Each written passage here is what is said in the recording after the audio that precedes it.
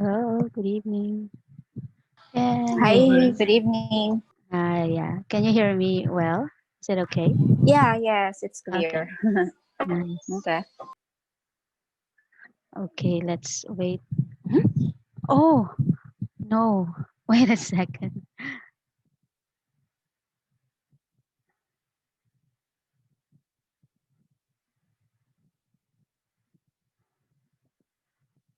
Okay.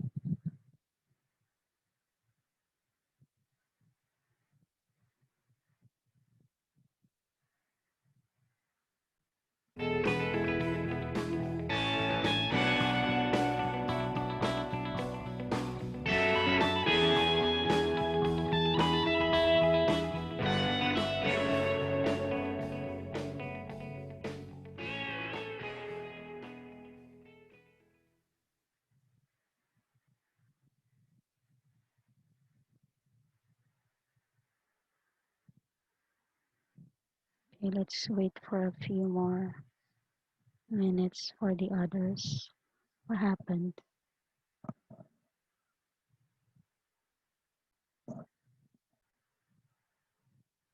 Oops, wait, sorry.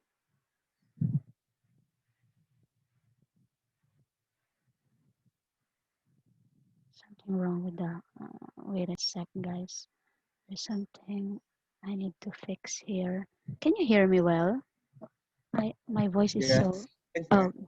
Can okay. hear. Yes, it's clear. Yes, I can hear you. Okay, thank you.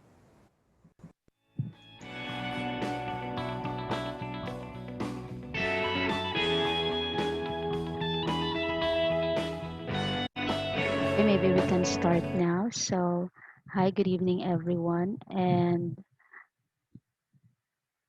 okay, I hope everyone is doing well. Sorry, I'm having some issues with my, but I think it's okay since you can hear me, guys.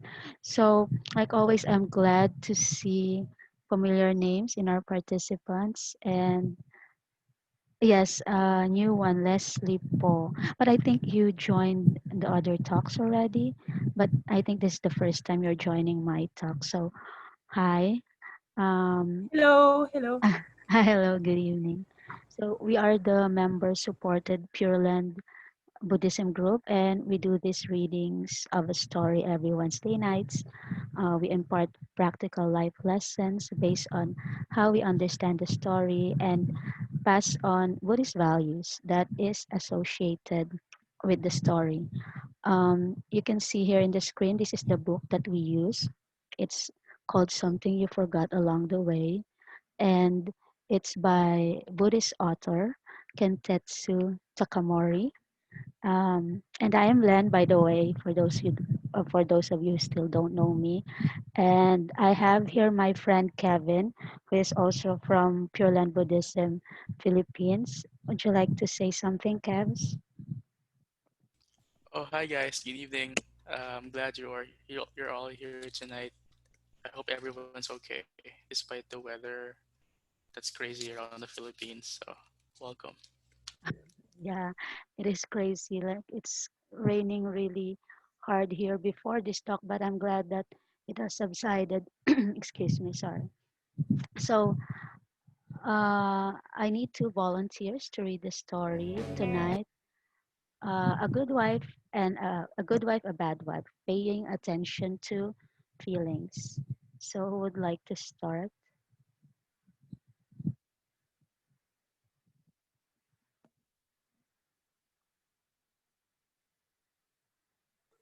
I will. Oh, okay, go ahead, Michael. Thank you. Is that Michael? Okay. A good wife, a bad wife, paying attention to feelings. A man working in an office was shocked when B, a colleague he secretly looked down on, received a promotion ahead of him. When he ran into B, he clapped him on the shoulder and offered hearty congratulations, swallowing his disappointment and forcing himself to act as if nothing is wrong. All those who had been passed over got together after a walk to celebrate this promotion as if it was the most natural thing in the world. None of them wanted the rest to know how keenly they felt the blow. A man does not acknowledge humiliation even to himself, but holds his emotions in check. There is something sad about the price exacted by the male ego. Worn out after the party, the man faced yet a steeper hurdle. When he came home, his wife was waiting for him. Out drinking again, I see. Okay, thank you very much. And may I have another volunteer to read the rest of the story?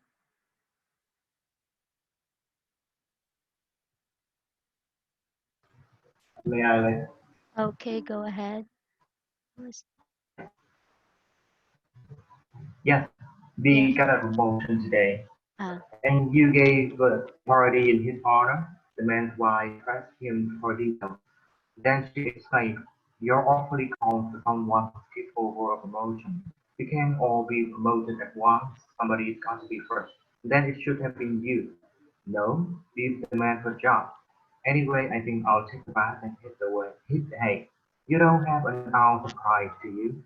The woman had no inkling of her husband's hidden pain, or the effort it cost him to feign indifference to the slump.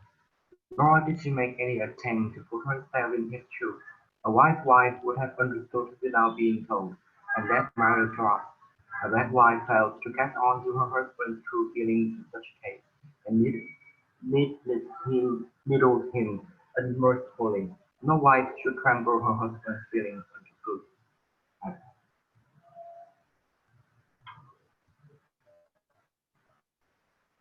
I,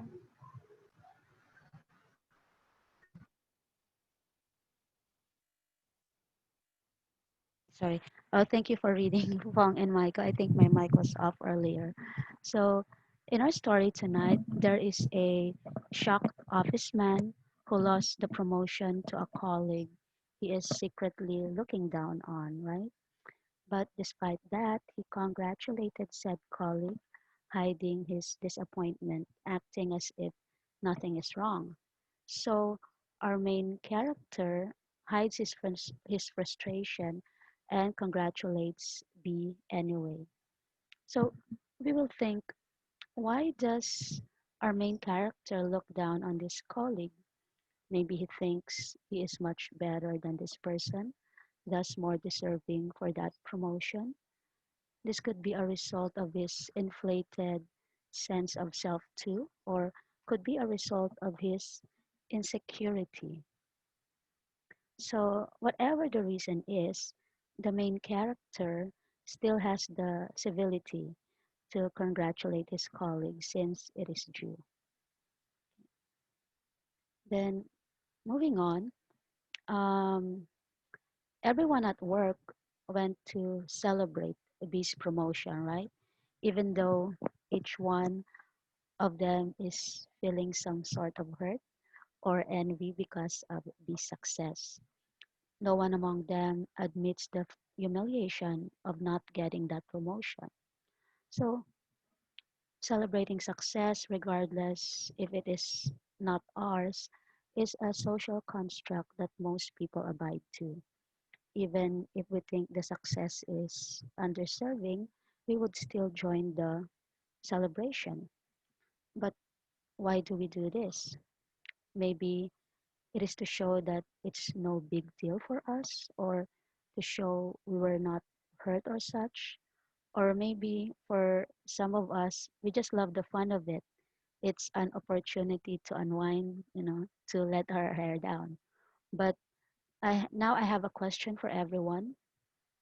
If you were the main character, would you have done the same? Would you have congratulated B and joined the celebratory party, even if you think he is undeserving of that promotion? And why is that your answer? If you can speak, please do so. If not, please type your answer in Skype. I would post the question there.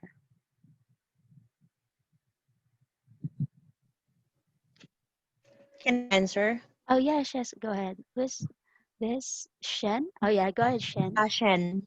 Yeah. Yeah, I think I will still join, though it hurts because it's a matter of being professional. Mm, Maybe boss saw something to that workmate or colleague mm. that I don't have, and it's a motivation for me to do better next time. Oh, wow. Oh, that's great. So Yeah. I'll join. So you'll still join. Okay. And for you, that's an Yes, thank opportunity to, you. yeah. Uh, Thank you for that answer, Shan. So you will join. yeah, maybe. Sorry, go I ahead. don't, oh, no, no. Go ahead. Go ahead. Maybe that's an opportunity for me to check on that person why he got promoted and see how his reaction, and maybe on that reaction I can gain more experiences that I can apply whenever there would be additional or an opening for a promotion time. Uh, thank you very much. That's such a positive response to it. Thank you very much. So, does anyone else have an answer? Oh, yes. Hello? Um, Oh, yes, can I? Benedict. Hello, Yes, hello. yes, we can hear Yeah. you. Actually, I agree with Chen. I Mm-hmm. would probably attend as well, but I think, well, personally, I haven't experienced this myself, but I think the challenge here is medyo, well, in our local tongue, I would say it is masakit sa loob. Kasi syempre, of course, you would sort of carry some ill feelings. But Uh-huh. if you feel that the person was not deserving, so I will go. But I think more than just going, what's important is, and I agree with Shen with this, there has to be a bit of a reflection because I mean the way the story came across to me is there's a bit of harbored ill will, but I think that might be because due to a lack of wisdom. So for me, I will join, but more than that, I would try to understand the situation more so that at least I would have a better understanding of where everything came about. So for me, I will join, but there needs to be some reflection on what happened for me to better understand why that was the case. So I will celebrate with the colleague, but more than that, I think we have to try to understand the situation. Maybe there's something we're not seeing, maybe. So attend, but understand why. Oh, wow. Thank you. Thank you, Benedict. So, yeah, you agree with what um, Shen said. So that's a really positive uh, answer to that. And I really like it that the part that there must be something to learn from it and there must be reflection. That's really important because, when we're hurt, we only see our hurt. We don't, sometimes our mind is clouded. We can't see all angles. We can't see um, the suffering or what other people are dealing with too. So that's great. And let me see Skype. Sandy said I will celebrate with them. Opportunity to check why he got promoted. And Fong said I would in such case since social norms might expect me to show appreciation for others' good news. Well, yeah. So this is a good opportunity to check why he got promoted because promotion will always be there, right? So when it's your turn, then maybe you could pick up some stuff or yeah, uh, whatever action or um, what do you call this? I forgot the word, but whatever is with this colleague B, then we could pick up something and see why he got promoted. Okay, Leslie is typing something. So, okay, while waiting for that, um, we always say that the truth will set us free. And if that is the case, then congratulating the colleague and not going to the party will be the truthful way to handle this, right? But our main character didn't do that, as well as the others who didn't get the promotion. But why? It's because maybe he doesn't want to appear bitter, right? And being not a sport is looked down upon.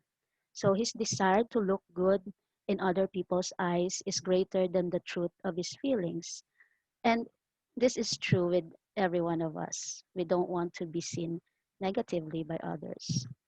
However, if B showed his true feelings, this could affect badly his relationship with colleagues and could generate a bad, sorry about that, generate a bad office environment for him.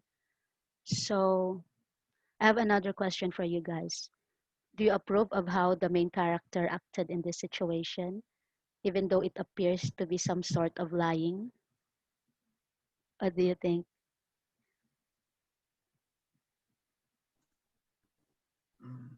If I may, Yes, go ahead. I think I think the action is okay, but Mm, I think the driver as to what caused the action may have been wrong. If the mm, interpretation is that it was driven by a sort of desire to fit in, a sort of a desire to be seeking approval, mm, because I think the action I think is correct, but the thought behind it, if we dissect it, I think might be off, because mhm, if the sole reason for going is to seek approval, then I would say no, because I mean that just sort of cultivates in you, and it's like you're just feeding the desire for just feeding the desire's sake. So if the source of happiness for the person is the acceptance of the colleagues by adhering to a social norm, then maybe the reason behind the action is wrong, but I would say the action in itself seems okay. okay. Yes.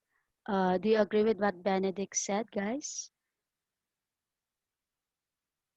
Yeah, if you can't talk, you can answer in Skype. That's okay. We will read it later. So, yes, in answer to that, yeah, I like that. Um, that's right. The action itself is wrong. I mean, the action itself is right, but the reason behind it, the motivating force or the driving force behind it, is kind of off or almost wrong. But like your answer in the previous question, self-reflection, after some self-reflection, even though that motivating force, the driving force is wrong, and then he did the right action, and then after some reflection, then he could correct that motivating force that drove him to what they call this, to join the celebration, right? While it's true that B is hiding his real feelings by keeping his mouth shut about this, by doing so, he retains his dignity, he refrains from being disrespectful, and continues to work in an environment with no conflict. Um, Truly, not everything is black and white, right? We need to see all angles in a situation. But this is a learned skill we need to develop. It's hard because once we are overcome by emotions, it's easy to just react right away.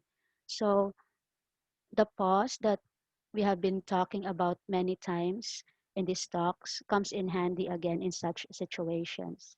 So, pausing gives us ample time to review our thoughts and see how we like to express it. Okay. And then I would also like to add the point Benedict said earlier, the self reflection.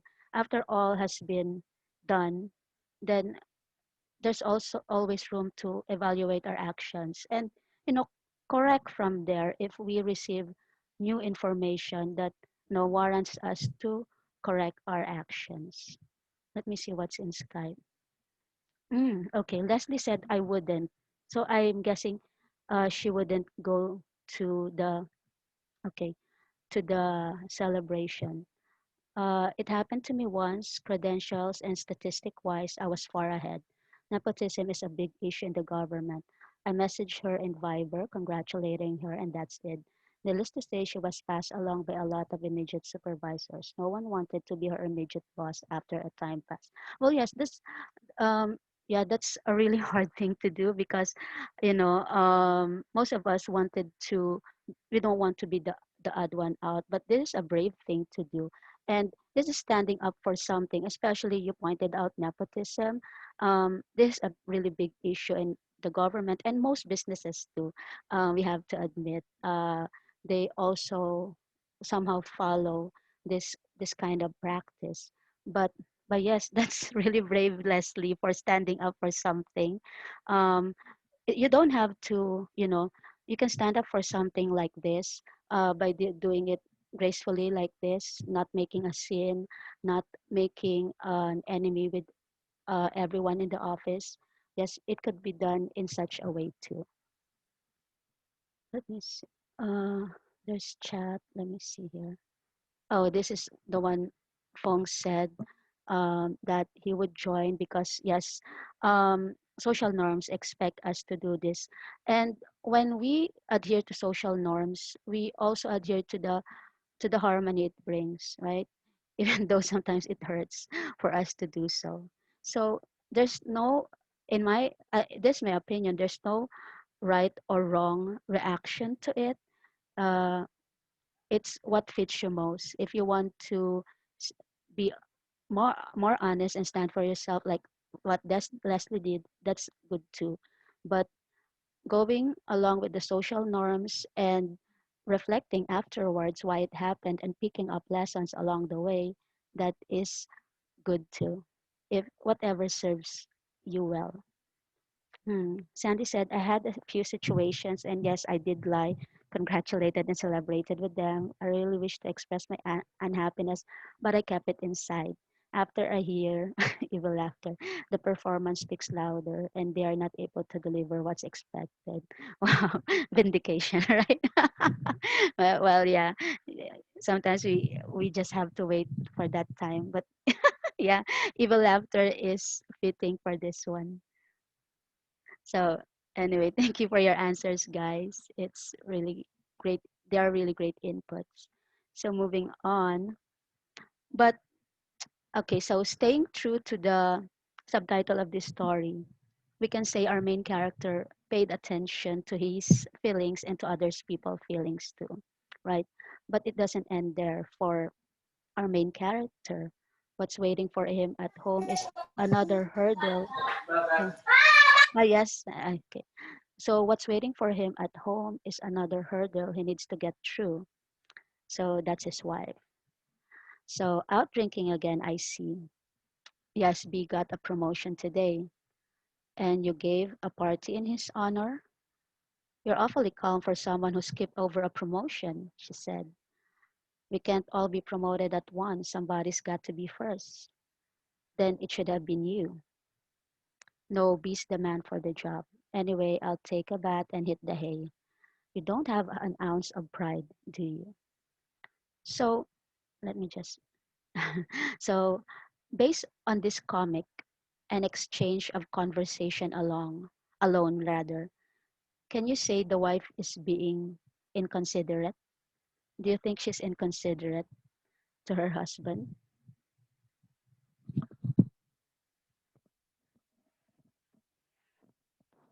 Okay, some people, yes. Who's that? Sandy said yes. Ngayon said sure. Yes. Yeah. Okay. So mm, yes, well, she's kind of inconsiderate here, right?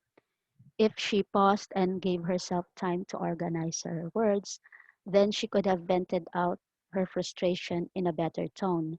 But I have another question for you guys. Can we say that the husband has no fault based on this conversation? Okay, let me see Skype. She doesn't seem, yes, maybe she hasn't worked before, right? She doesn't understand how it feels to be in that position. So maybe she's being inconsiderate but unintentional because she doesn't understand. So, but can you say that the husband has no fault? Oops, sorry. What happened? Yeah.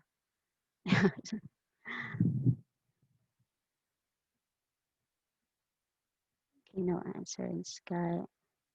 Well, okay. So that's okay. We'll have to move on anyway. So it seems that if you look at this dialogue between the husband and wife, it seems that the main character has a drinking habit. Since the wife said, out drinking again, I see. So drinking once in a while is okay, but if it has gotten too much and is affecting life, especially at home, then it's not good. The wife here seems fed up of his drinking. Then she also said, then it should have been you, which could mean that our main character is somewhat a senior in the company, years wise, or maybe like Leslie, skills wise, right? So, and of course, there is the possibility that the wife is just exaggerating too, right? So, either way, at this exact moment, at this exact situation, the wife should have put aside her partiality and try to put herself in her husband's shoes. She can call him out on his drinking, and she can sit him down on how he can be more appreciated or seen at work at any other given time. But at that exact moment, what her husband needs is emotional support, right? Let me see Skype. It might be a culmination of something that lasted for a while. She hates the drinking, yes. Seems like she's fed up.